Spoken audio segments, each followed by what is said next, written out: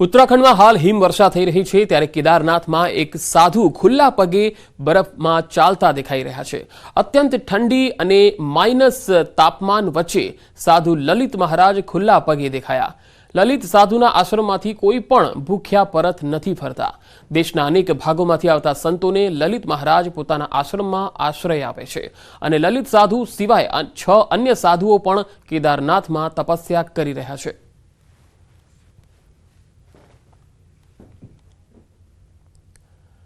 વડોદરા શિક્ષણ સમિતિની 20 શાળાના ઓરડા જર્જરિત છે। વીએમસીએ પોતાની જ શાળાઓને નોટિસ આપી છે।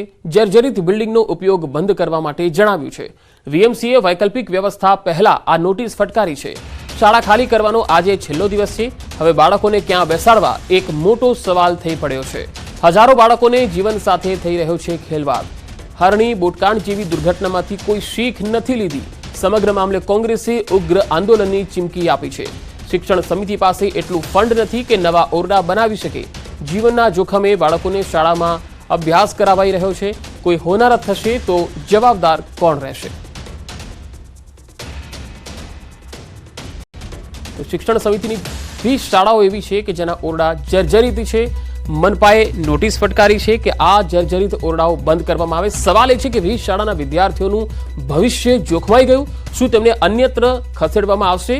આ અંગેનો કોઈ નિર્ણય લેવાયો છે કે કેમ? આખરે શા માટે નથી કરાઈ વૈકલ્પિક વ્યવસ્થા? વૈકલ્પિક વ્યવસ્થા પહેલા શાળા બંધ કરવાની આ નોટિસ અનેક સવાલ ઊભા કરી રહી છે। આ કેવી બેદરકારી છે? જો શાળાઓ બંધ થશે તો વિદ્યાર્થીઓ ક્યાં બેસશે? એમને કઈ શાળામાં અભ્યાસ કરવાનો રહેશે તેની કોઈ જ વ્યવસ્થા નથી। જર્જરિત ઓરડાની સમયસર મરામત કેમ ના કરાઈ? શું મરામત કરવા માટે તંત્ર પાસે પૈસા નથી? શિક્ષણ સમિતિ કહે છે કે તેમની પાસે ફંડ નથી, તો શું મહાનગરપાલિકા પાસે પણ ફંડ નથી? શાળા બંધ થશે તો વિદ્યાર્થીઓ ક્યાં બેસશે? આ એક મોટો સવાલ છે। આ મનપાની એક પોલ અહીંયા ખુલ્લી પડી છે। વડોદરામાં જે 20 શાળાઓ જર્જરિત છે તેને નોટિસ તો આપી દીધી કે ભાઈ બંધ કરી દો, પરંતુ બંધ કરશે તો આ વિદ્યાર્થીઓ કઈ શાળામાં જશે, અભ્યાસ ક્યાં કરશે તેની કોઈ જ વ્યવસ્થા નથી। આ સ્થિતિ છે મનપાની।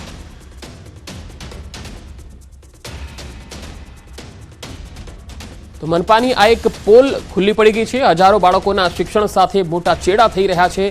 વડોદરા મનપાની ઘોર બેદરકારી, કારણ કે મનપા સંચાલિત શિક્ષણ સમિતિની જે શાળાઓ છે આ શાળાઓના ઓરડા એટલા જર્જરિત છે કે મનપાએ ખુદ આ શાળાઓને બંધ કરવાની નોટિસ આપી છે અને અહીંયા અભ્યાસ ન કરવાની નોટિસ આપી છે।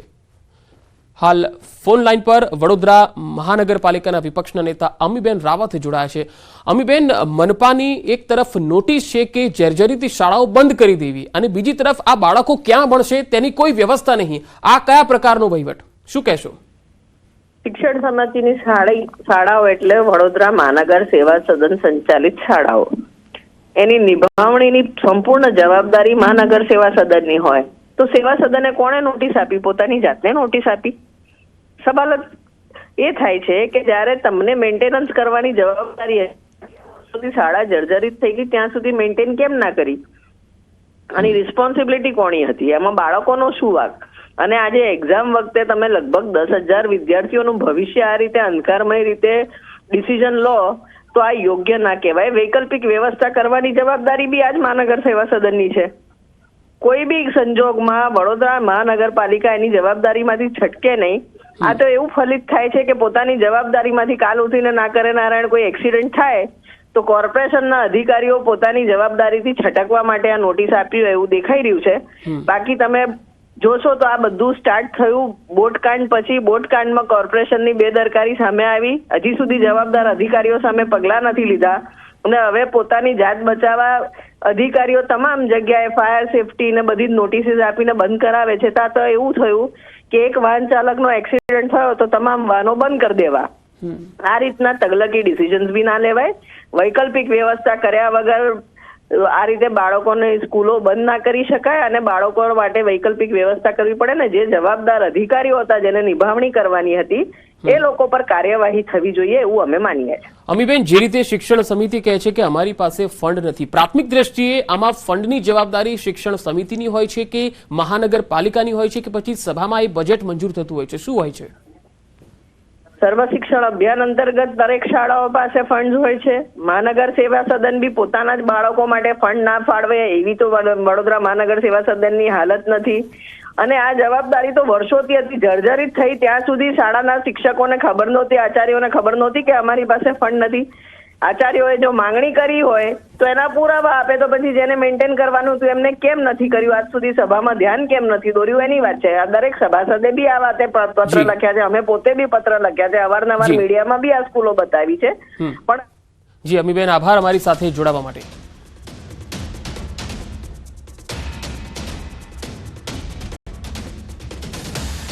તો આ વિષય પર વધુ માહિતી મેળવીશું. વડોદરાથી સંવાદદાતા હાર્દિક દીક્ષિત પણ મારી સાથે જોડાયા છે. હાર્દિક, વડોદરાની 20 શાળાઓને નોટિસ આપી દીધી, ચલો જર્જરિત છે એટલે નોટિસ આપી કે ઉતારી લેવી જોઈએ, પરંતુ જે બાળકો ભણે છે એની વ્યવસ્થા કોણ કરશે, કઈ રીતે થશે, એની કોઈ સૂચના નહીં? કેમ મહાનગરપાલિકાના કોઈ અધિકારી બોલતા નથી? બિલકુલથી પંકજ, જો સમગ્ર મામલે વાત કરીએ તો નોટિસ આપીને પોતાની જવાબદારીમાંથી છટકી જવું એ વડોદરા મહાનગરપાલિકાના જે સ્માર્ટ અધિકારીઓ છે તેમની હવે ફિતરત બની ગઈ હોય તેમ લાગી રહ્યું છે. હવે વાત કરવામાં આવે તો ભણશે ગુજરાતને આગળ વધશે ગુજરાતના જે દાવા છે માત્ર કાગળ પર હોય તેમ લાગી રહ્યું છે, કારણ કે તમે તમારી ટીવી સ્ક્રીન પર આ જર્જરિત ઇમારત છે તેની દશા તો જુઓ. શું આ રીતે ભણશે ગુજરાતને, આ રીતે આગળ વધશે ગુજરાત? પંકજ, બીજી વાત કરીએ તો આ જે બાળકો ટીવી સ્ક્રીન પર દેખાઈ રહ્યા છે એ કોઈ અમીર બાપની ઓલાદો નથી કે હાઈફાઈ એસીવાળી શાળામાં ભણે અને પોતાનું ભવિષ્ય જે છે તે ઉજ્જવળ બનાવે. આ બિચારા ગરીબ ઘરના બાળકો છે, તેમના જે માતા પિતા છે તે કાળી મજૂરી કરીને જેમ તેમ કરીને આ બાળકોને ભણાવતા હોય છે. ત્યારે સામાન્ય રીતે વાત કરીએ તો જ્યારે કોઈ વાલી હોય પોતાના બાળકને શાળાએ મોકલે ત્યારે તેને ખુશી થતી હોય કે ચલો મારું બાળક શાળાએ જઈ રહ્યું છે અને ભણી ગણીને કંઈક મોટો માણસ બનશે, પરંતુ અહીંયા ભણતા જે બાળકો છે તેમના વાલીઓને ખુશીના બદલે ચિંતા થાય છે કે શાળાએ ગયેલું મારું બાળક જે છે તે સહી સલામત ઘરે પાછું આવશે કે કેમ. ત્યારે બીજી વાત કરીએ પંકજ, તો વડોદરા મહાનગરપાલિકા દ્વારા નગર પ્રાથમિક શિક્ષણ સમિતિની જે ઇમારતો છે, લગભગ 20થી વધુ ઇમારતો છે, તેમને નોટિસ આપી દેવાય અને જર્જરિત ઇમારત છે તેનો ઉપયોગ કરવો નહીં તેવી સૂચના આપી દેવાય. પરંતુ અહીંયા સૌથી મોટો પ્રશ્ન એ ઊભો થયો છે કે નગર પ્રાથમિક શિક્ષણ સમિતિ પાસે એટલું ફંડ નથી, અથવા તો જે સમય મર્યાદા આપી હતી એટલે કે 5 દિવસનો સમય આપ્યો હતો, તો 5 દિવસમાં હજારો બાળકો એટલે 10,000થી વધુ જે બાળકો છે, વિદ્યાર્થીઓ છે, તેમને અન્ય કઈ જગ્યા પર શિફ્ટ કરવા, તે સૌથી મોટો પ્રશ્ન જે છે તે અહીંયા ઊભો થઈ રહ્યો છે. બીજી વાત કરીએ પંકજ, તો આ નાના નાના ભૂલકાઓ છે એમને એક સ્થળેથી બીજા સ્થળે જ્યારે સ્થળાંતરિત કરવામાં આવે ત્યારે તેમના માનસ પર અસર થતી હોય છે. બાળકોને પોતાના ભવિષ્યની ચિંતા થતી હોય છે કે હવે અમે કઈ શાળામાં ભણીશું. ત્યારે વોર્ડ કક્ષાએ પર વડોદરા મહાનગરપાલિકામાં જે શાળાઓ છે તેની દર વર્ષે જાળવણી માટેની જોગવાઈ કરવામાં આવી છે, પરંતુ પાલિકાના સત્તાધીશોને ગરીબ ઘરના બાળકોને ભણાવવામાં બિલકુલ રસ ન હોય તેમ લાગી રહ્યું છે. હાર્દિક, અહીંયા સવાલ એ છે કે શિક્ષણ સમિતિએ કહ્યું છે કે અમારી પાસે ફંડ નથી. આ અંગે વડોદરાના મેયરનું શું કહેવું છે? મેયર કેમ બહાર નીકળતા નથી, આ મામલે બોલતા નથી?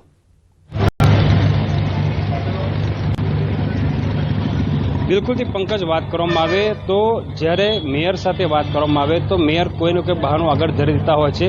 વડોદરા મહાનગરપાલિકામાં એક પ્રથા થઈ ગઈ છે કે થઈ જશે, કરી લઈશું, જોઈ લઈશું, પરંતુ એ કંઈ જોવાતું નથી, કંઈ થતું નથી અને વેદના જે છે તે વેઠવી પડતી હોય છે સામાન્ય નાગરિકોએ. ત્યારે આ કિસ્સામાં પણ આ જ પ્રકારની પરિસ્થિતિનું નિર્માણ થયું છે. વડોદરા મહાનગરપાલિકાએ અગાઉથી આ જે શાળાઓ છે તેની તકેદારી રાખવાની જરૂર હતી, કારણ કે એવું તો છે નહીં કે હરની બોટકામ થયો ત્યારબાદ રાતોરાત આ જે શાળાઓ છે તેની દુર્દશા થઈ ગઈ. વર્ષોથી જે વાલીઓ છે અને જે રાજકારણીઓ છે, વિપક્ષ છે, તે બૂમો પાડતો આવ્યું છે કે શાળાઓની જાળવણી કરો, કારણ કે બાળકોના ભવિષ્યનો અને જીવનો બંનેનો સવાલ છે. પરંતુ વડોદરા મહાનગરપાલિકાના સત્તાધીશોને ફક્ત ને ફક્ત મલાઈ કમાવામાં રસ હોય તેમ લાગી રહ્યું છે. પંકજ, જી હાર્દિક, આભાર માહિતી આપવા માટે.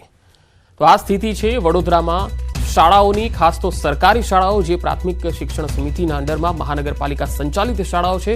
20 શાળાઓને નોટિસ તો આપી દીધી, પરંતુ અહીંના બાળકો ક્યાં જશે ભણવા એની કોઈ જ વ્યવસ્થા નથી. શિક્ષણ વિભાગે હવે અહીંયા હસ્તક્ષેપ કરવાની જરૂર છે.